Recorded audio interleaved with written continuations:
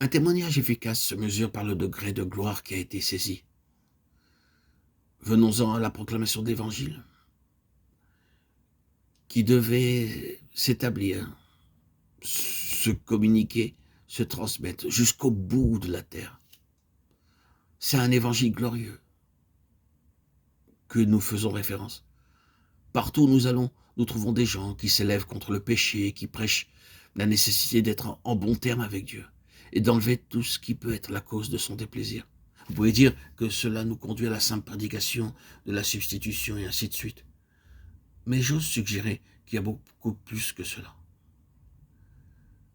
D'après la compréhension que nous avons, cela peut nous conduire seulement à quelque chose d'entièrement objectif. Vous trouverez cela dans la parole de Dieu.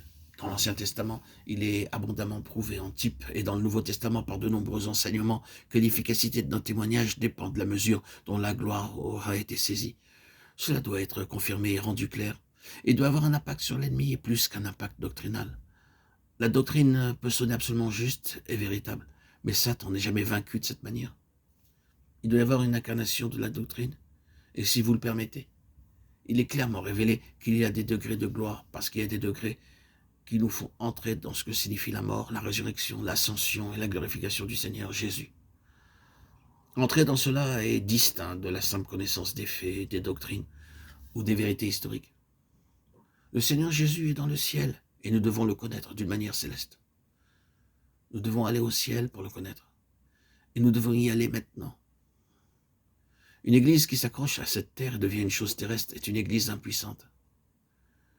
C'est seulement une église qui occupe spirituellement sa place dans les cieux qui pourra marquer de son empreinte cette terre. La mesure dans laquelle vous êtes émancipé de cette terre et de ce monde, en connaissant une vie dans les cieux, sera la mesure de votre impact et de votre témoignage sur cette terre. Un chrétien mondain est un chrétien impuissant. Une église mondaine est une église dépourvue de puissance et de gloire. La position divine du Seigneur Jésus doit être quelque chose dans laquelle nous devons entrer. Et cela nécessitera toute notre vie pour pouvoir entrer en partie dans cela.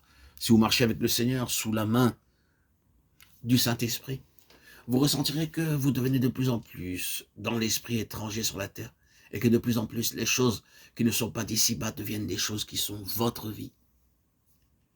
Ce n'est pas seulement une déclaration de fait, c'est le véritable test de votre niveau de vie spirituelle. En progressant, les choses qui sont au-dessus doivent devenir de plus en plus partie de notre être, et sans lesquelles nous ne pouvons pas vivre ici sur cette terre. Dans la mesure où cela est vrai, nous avons la puissance contre l'ennemi et pour le témoignage.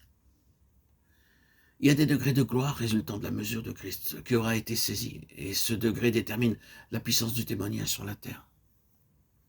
Cela peut paraître évident de dire qu'au début, dans le livre des Actes, le témoignage dans le monde connu de cette époque comptait pour quelque chose. Il y avait un impact et on pouvait parler de ces hommes qui avaient mis le monde sans dessus-dessous. Acte 17:6.